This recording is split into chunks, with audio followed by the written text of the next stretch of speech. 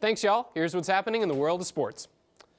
Kansas and Duke ended with some dramatics Tuesday night. Let's take a look at some highlights. Duke's Luke Kennard starts off with the block, then shows off the ball handling, driving into the lane and kicking it out to Matt Jones for some sweet string music. Then again, Kennard creating this time for an open three for Frank Jackson, who knocks it down with the foul.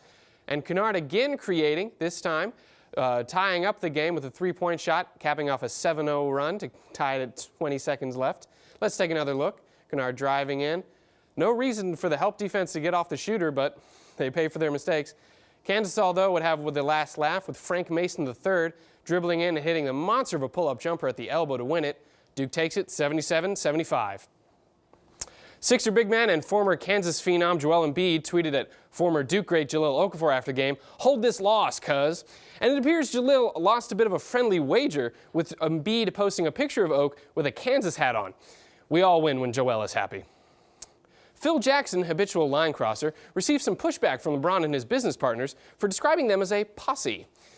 In an interview with ESPN's Jackie McMullen, Jackson mentioned instances during James's Heat tenure where LeBron wanted to stay an extra night in Cleveland. He admonished James and Coach Spoelstra for allowing this to happen, saying, "You can't hold up the whole team because you, your mom, and your posse want to spend an extra night in Cleveland."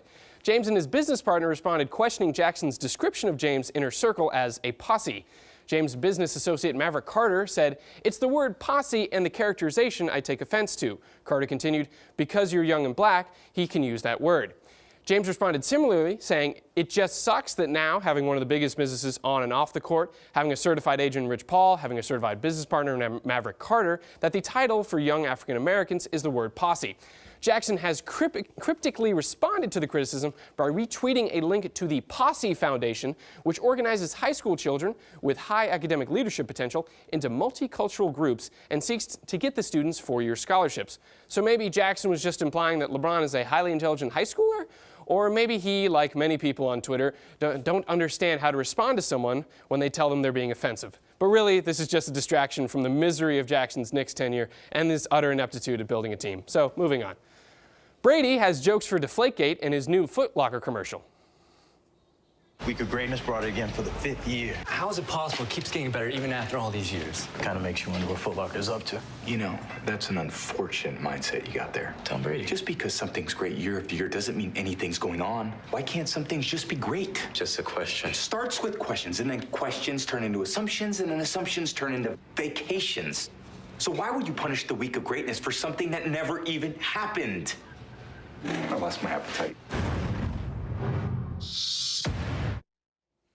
Good stuff. It's good to see he's kept a humor about the suspension.